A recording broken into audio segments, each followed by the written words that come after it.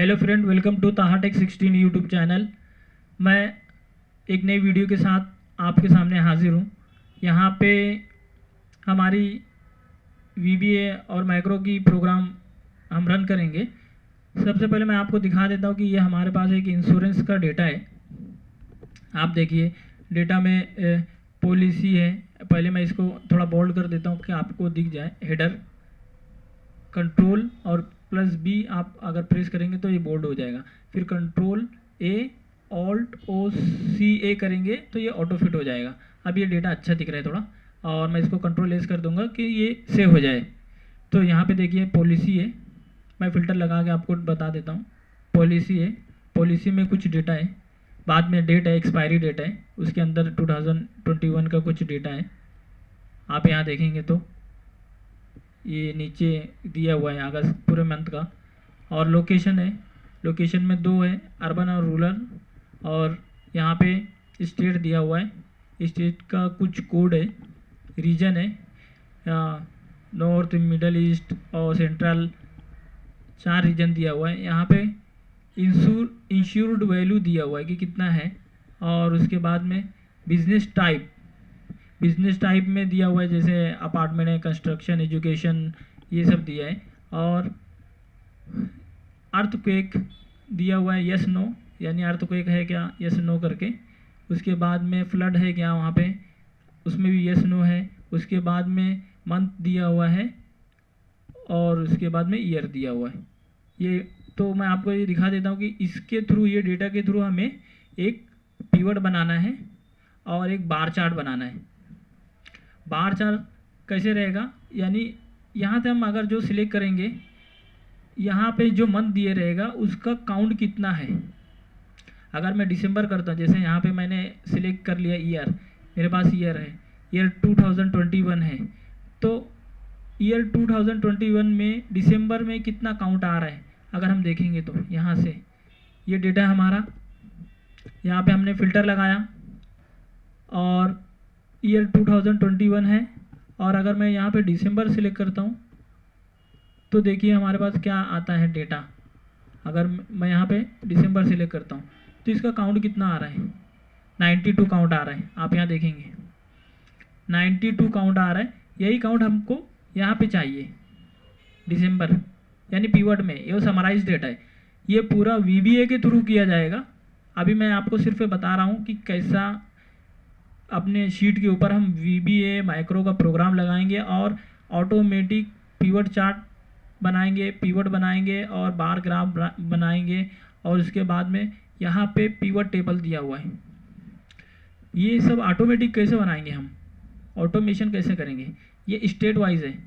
अगर आप देखेंगे तो स्टेट में, एक स्टेट में यानी अगर एन करेंगे तो उसका सम इंश्योर्ड वैल्यू कितना आएगा। अगर समझो मैंने आई ले लिया इधर से, ये देखिए, अगर चलो एन ले लेते हैं, एन को चेक कर लेते हैं। यहाँ से मैं गया, फ़िल्टर लगाया, वापस से स्टेट को यहाँ पे जाऊँगा, एन करूँगा, यहाँ से एन कर दिया मैंने। कहाँ गया, नीचे गया, ज़्यादा स्क्रॉल कर दिया था। और उसके बाद में इंश्योर्ड वैल्यू जो दी हुई है, देखिए ये कितनी है 1492, 252, 118। यहाँ पे आप देखेंगे तो सेम वैल्यू है 1492, 251, 118। ओके, इसी तरह अर्बन का अगर हम देखेंगे कितनी वैल्यू है, रीजन वाइज देखेंगे तो मतलब कितनी सम ऑफ इंश्योर्ड वैल्यू है। और इसके बाद में बिजनेस टाइप में के लिहाज से कितना हो रहा है। तो ये सब सारा यहाँ पे पिवट ऑटोमेटिक बनेगा। और इसके बाद में ये बताएगा कि रूरल और अर्बन वाइज में कितना है। ये देखिए अर्बन में ज़्यादा है और रूरल में कम है। ये देखिए यहाँ से इसका हम एक पाई चार्ट बना देंगे, पाई चार्ट बना देंगे और ये सब ऑटोमेटिक होगा। यहाँ पे एक बटन है रन माइक्रो करके, वो बटन पे क्लिक करेंगे तो ये सारा जो है प्रोग्राम वो रन हो जाएगा, जो हम मैनुअली करते हैं। अभी यहाँ पे डेटा देखेंगे आप, मैं अगर फ़िल्टर हटा देता हूँ यहाँ से तो देखेंगे 501 का डेटा है। ये तो एक डमी डेटा है, डमी डेटा है, नहीं तो जो डेटा रहता है वो लाखों में डेटा रहता है, 2 लाख, 3 लाख, 5 लाख, 10 लाख ऐसा डेटा रहता है।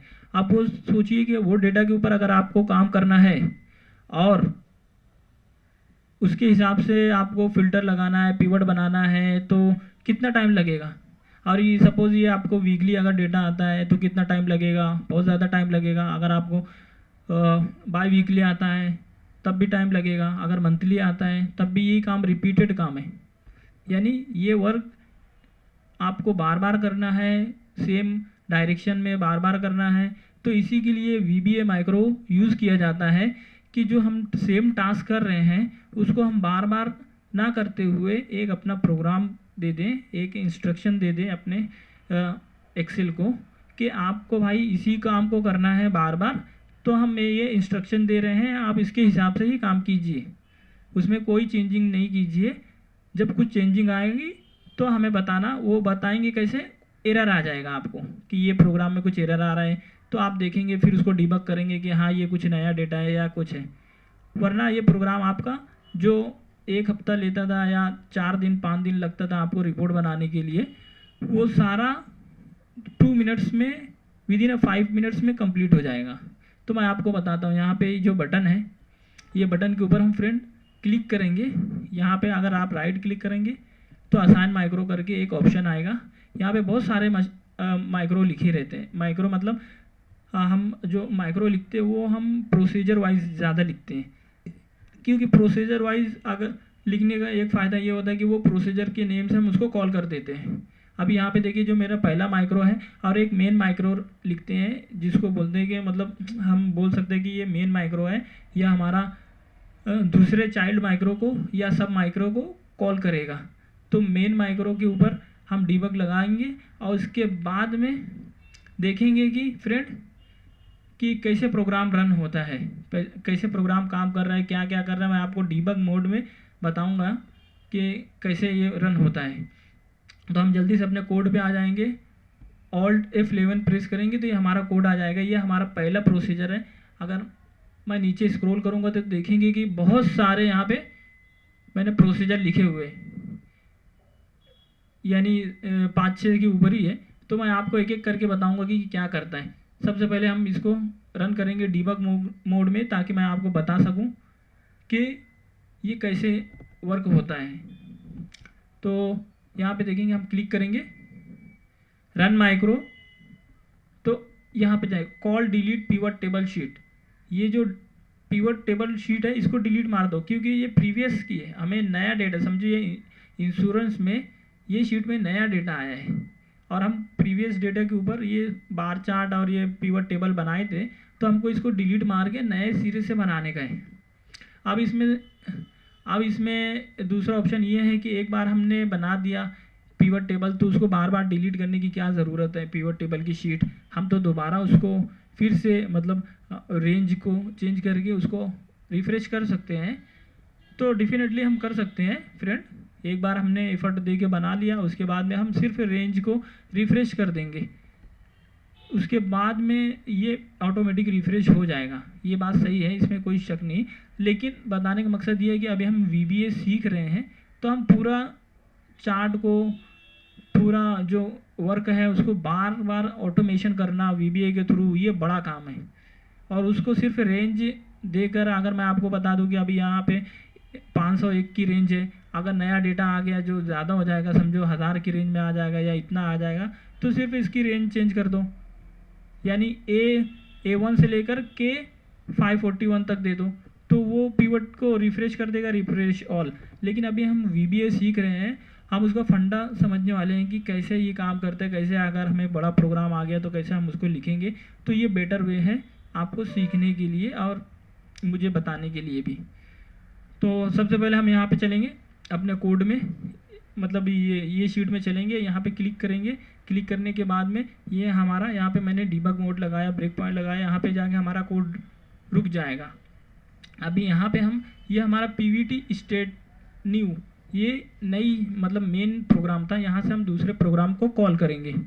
तो फ्रेंड यहाँ पे जाने के बाद में F8 आप प्रेस करेंगे तो डिलीट पिवट टेबल शीट यहाँ के प्रोसीजर में जाएगा और ये चेक करेगा कि पिवट टेबल की शीट है कि नहीं है। फॉर ईच लूप जो रहता है उसका मतलब for each sheet in active workbook sheet, अगर नेम पिवट टेबल है तो उसको डिलीट कर दो। ये देखिए पिवट टेबल की शीट डिलीट हो गई। उसके बाद में डिलीट बार चार्ट शीट, ये भी सेम ही करेगा कि अगर कोई शीट ये नाम की है तो उसको भी डिलीट कर दो। यहाँ से देखिए अभी हमारे पास 2 ही शीट बची है, तो यहाँ पे आएगा वापस से डिस्प्ले अलर्ट शीट इंश्योरेंस के में जाएगा और उसको सिलेक्ट करेगा। ये देखिए सिलेक्ट किया इंश्योरेंस की शीट और एक्टिवेट इसको कर देगा और जितना भी डेटा है वो डेटा सिलेक्ट करेगा और उसके बाद में इसका एक पाइवट बना देगा। ये देखिए यहाँ पे पाइवट बन रहा है ना, पाइवट बना देगा, ये पिवट बन गया यहाँ पे। और पिवट या पाइवट जो भी बोलेंगे आप, दोनों भी काम हो जाएगा। इसलिए कि हमें समझना है, नेम के ऊपर नहीं जाना है ज़्यादा। ये देखिए created pivot table created successfully, okay. यहाँ पे एक मैसेज बॉक्स है। फिर उसके बाद में यही पिवट टेबल को हम क्या करेंगे, बार बार पिवट टेबल बना सकते हैं, लेकिन हम क्या करेंगे, एक बार पिवट टेबल बनाए और उसकी फॉर्मेटिंग कर ली है, फिर वही पिवट टेबल को कॉपी करके सिर्फ इसमें रो वगैरह चेंज कर देंगे। ये देखिए कॉपी पिवट टेबल करने के लिए मैंने कॉपी किया और उसको नई शीट में जाके वहीं पेस्ट कर दिया और उसका दूसरा नाम दे दूंगा। यहाँ पे मैं इसको पेस्ट करते जा रहा हूँ, मैं आपको बता देता हूँ। इसको मैं क्लोज करता हूँ ताकि थोड़ा जगह मिल जाए। और यहाँ पे जाने के बाद में इसको मैं थोड़ा और छोटा कर देता हूँ ताकि हमें दिख जाए अच्छे से। यहाँ पे देखिए एक तीसरा पिवट टेबल क्रिएट हो गया। अब हम F8 प्रेस करेंगे तो ये चौथा जो है ना वो भी क्रिएट हो जाएगा। ये देखिए पिवट 1 पिवट 2, ये पिवट का नेम है, क्योंकि हमें बाद में देखना पड़ेगा कि ये पिवट का जो ना डायनामिकली नेम लिया गया है कि ये पिवट टेबल का क्या नाम है, ये पिवट टेबल का क्या नाम है, उसके हिसाब से हमको उसमें चेंजिंग करना पड़ेगा। समझे फ्रेंड? इसलिए मैं एक कॉलम में ना पिवट टेबल का नेम ले रहा हूँ ताकि हमें आसानी हो जाए। ये देखिए अभी हम इसको वापस से F8 प्रेस करेंगे। ये देखिए और ये देखिए इसके सेंट्रल हो गया, देख रहे हैं ना आप। ये पिवट टेबल का जो ये है ना, ये रो कॉलम है ना, वो हम चेंज कर रहे हैं। इसीलिए हमने पिवट टेबल का नाम वहाँ पे लिखा है कि ये पिवट टेबल रहेगा तो क्या चेंज कर दो, क्या चेंज कर दो। ये देखिए अब ये देखिए ऑटो फिट हो गया, पिवट टेबल कॉपीड सक्सेसफुली। ये देखिए अभी उसकी हमारे जो भी हमारा रिक्वायरमेंट था आप देखेंगे यहाँ पे, तो स्टेट वाइज हो गया और रूरल अर्बन हो गया, रीजन वाइज हो गया, बिजनेस टाइप हो गया। और ये पिवट टेबल का हम नेम इसलिए लिए थे कि ये जो पिवट टेबल हमने कॉपी किया था इसका क्या नेम है, तो ये नेम में हमको रूरल और अर्बन चाहिए। ये पिवट टेबल जो हमने कॉपी किया था उसका क्या नेम है, सपोज इसका नेम था टेबल 1, तो पिवट टेबल 1, तो पिवट टेबल 1 हमको रीजन चाहिए, तो हमने रीजन को उठा के रो में रखा, ऐसा हमने किया है, तो उसका आउटपुट जो है ना वो बराबर आ जाएगा। ये देखिए ये हो गया। उसके बाद में डिलीट कॉलम एन, ये जो कॉलम एन है हमारा ये हम डिलीट करने वाले हैं, अभी हमको इसकी ज़रूरत नहीं है।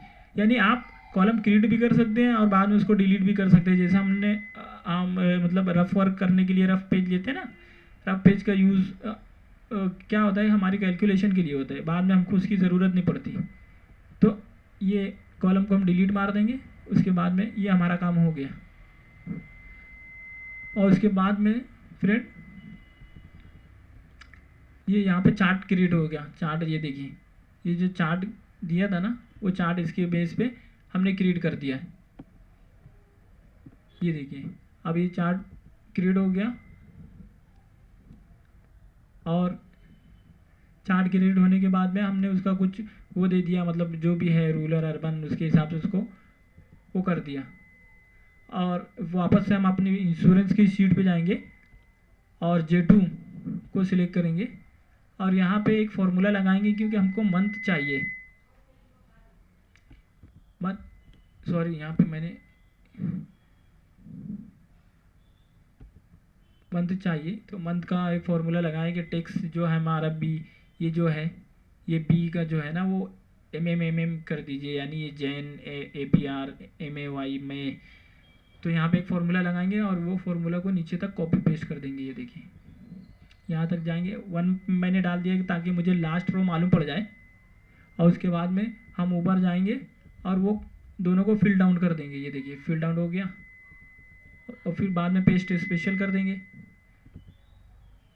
अब ये हमारे पास बन गया, क्योंकि ये डेटा से अगर हम बनाते, ये डेटा से हमारे पास एक फॉर्मेटिंग नहीं थी बरोबर, इसलिए हमने यहाँ से एक्सट्रैक्ट किया, एक कॉलम बढ़ा के मंथ निकाल लिया और यहाँ पे एक ईयर निकाल लिया, ताकि हमको इजी हो जाए। यहाँ से फ़िल्टर मारेंगे पिवट टेबल में ईयर, और यहाँ से फ़िल्टर मारेंगे मंथ, तो उसके हिसाब से वही डेटा फ़िल्टर हो जाएगा बरोबर।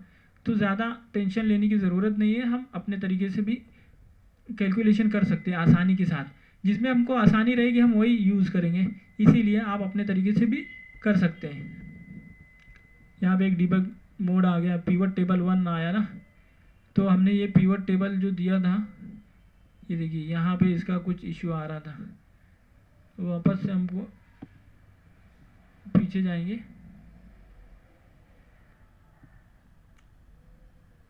ये देखिए हमारा ये इसमें एरर बताया था, तो मैं आपको एक बार रन करके बता देता हूँ कि कहाँ एरर आ रहा था।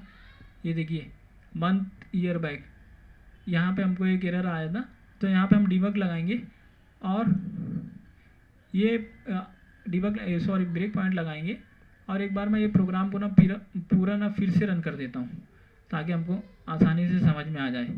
तो इसको मैं डिलीट करता हूँ, यहाँ तक हमारा आज के प्रोग्राम ना रुक जाएगा।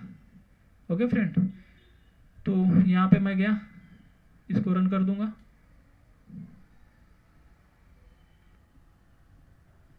अच्छा, अभी हमारा प्रोग्राम रन है, इसलिए इसको हमको रीसेट करना पड़ेगा, उसके बाद में ही काम हो पाएगा। रीसेट हो गया, अभी हम इसको रन कर सकते हैं। ये देखिए पिवट टेबल क्रिएटेड सक्सेसफुली, यहाँ तक काम हो गया। फिर पिवट टेबल कॉपीड सक्सेसफुली हो गया, उसके बाद में ये ग्राफ बन के तैयार हो गया। इसके आगे हम काम कर रहे थे अपना, यहाँ तक देखिए अभी कितना फटाक से हो गया ना फ्रेंड। तो इसको हम रन करेंगे, यहाँ तक हम हो गए थे। अब यहाँ पे पिवट टेबल बन गया, उसके बाद में जेन फेब भी बन गया, क्योंकि वो शीट चेंज हो गई थी और वो शीट के हिसाब से ना उसको नहीं मिल रहा था पिवट टेबल, इसलिए उसने एरर फेंका था।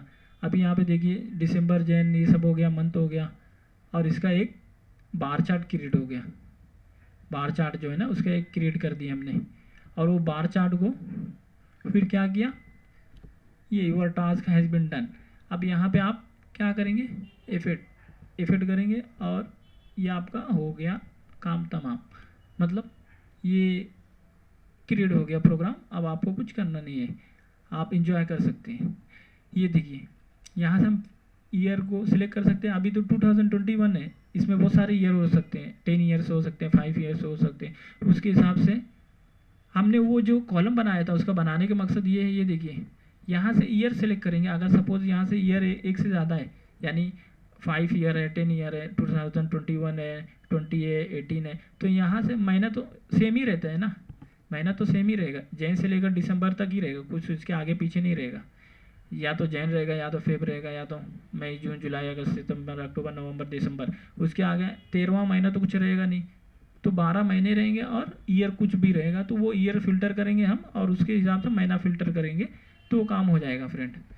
ये देखिए मैं आपको यहाँ पे एक बार लेके जाता हूँ इंट्रोडक्शन में, सॉरी ये देखिए बार चार्ट में, और बार चार्ट में जाने के बाद में ये जो हमारा है, यहाँ से ईयर फिल्टर करेंगे, और यहाँ से अगर हमारे को मंथ फिल्टर करना है, समझो हमको यही लेना है, ये जैन और फेब को हटा के, मार्च को हटा के सिर्फ अप्रैल से डेटा लेने का है, जो फिनेंशियल ईयर रहता है, तो फिनेंशियल ईयर के हिसाब से ये चार्ट अपडेट हो जाएगा फ्रेंड।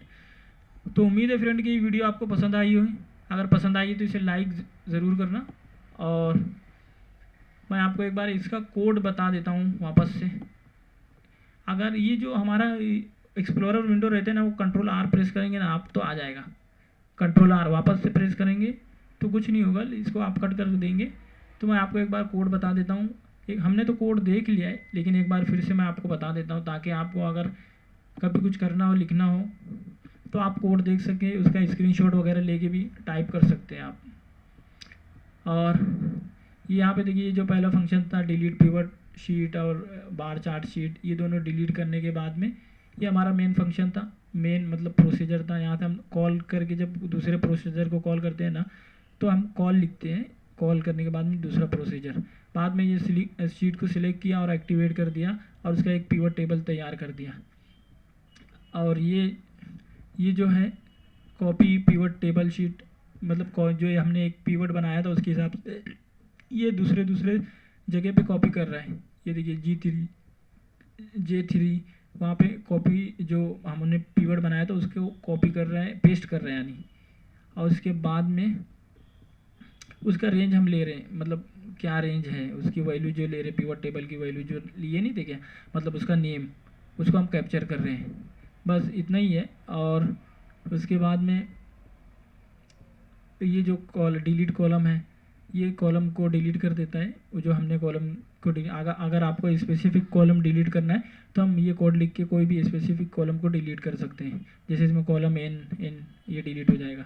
उसके बाद में पिवट टेबल शीट कोई भी, मतलब जो हमने ऊपर पढ़ा था प्रोसीजर कि उसको डिलीट करना है वो डिलीट कर देगा। और ये बार चार्ट शीट को कैसे डिलीट करेंगे, यानी पूरा एक शीट रहेगी, एक वर्क बुक रहेगी, हम उसको फॉर ईच लूप में उसको घुमा देंगे और देखेंगे कि ये नाम की अगर कोई शीट है तो उसको डिलीट मार दो। बस इतना ही है फॉर ईच। और इसके बाद में ये नेक्स्ट, मेरी VBA की सीरीज़ भी है, वीडियो की सीरीज़, आप उसमें से थोड़ा थोड़ा सीख सकते हैं। और ये पाई चार्ट क्रिएशन है कि हमने कितना रेंज लिया उसके हिसाब से हमारा पाई चार्ट क्रिएट कर दो। ये पाई चार्ट हो गया। और उसके बाद में मंथ ईयर को हमने एक्टिवेट किया, मतलब वो जो फिल्टर लगाए थे नहीं मंथ और ईयर का। और यहाँ पे हमने एक फॉर्मूला लिखा है कि हमने क्या चाहिए, मतलब वो डेटा के हिसाब से हमको मंथ चाहिए, जून जुलाई, और ईयर चाहिए।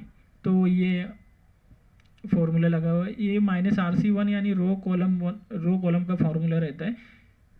पहला जो रहता है रो रहता है, दूसरा कॉलम रहता है RC1 ये जो है। उसके बाद में ये विद और इंड विद दिया हुआ रहता है, मतलब इसमें आपको ओरिएंटेशन वगैरह सेट करना है तो आप कर सकते हैं। और यहाँ पे इंश्योरेंस शीट को सिलेक्ट करने के बाद में यहाँ पे भी वही फार्मूला मैंने लिखा है। कभी कभी मैं दो प्रोसीजर लिख देता हूँ और बाद में अच्छा लगता है कि ये प्रोसीजर को कॉल करूँ तो एक प्रोसीजर को छोड़ देता हूँ, तो ऐसा रहता है। लेकिन आप चाहे तो उसी में एडिट कर सकते हैं। और ये क्या है, पाइवट टेबल का दिया हुआ है जो हमने उसमें क्रिएट किया था, एक लास्ट वाला पिवट टेबल वो बार चार्ट के लिए। तो फ्रेंड उम्मीद है कि वीडियो आपको पसंद आई होगी। अगर पसंद आई तो लाइक ज़रूर करना, चैनल में नए हैं तो सब्सक्राइब करना नहीं भूलना। हम इसी तरह के VBA माइक्रो के रिलेटेड वीडियो के लेके आते रहेंगे और एक्सेल, एडवांस एक्सेल के रिलेटेड। तो thank you friend for watching this video. Have a good day, will meet next video. Thanks, bye.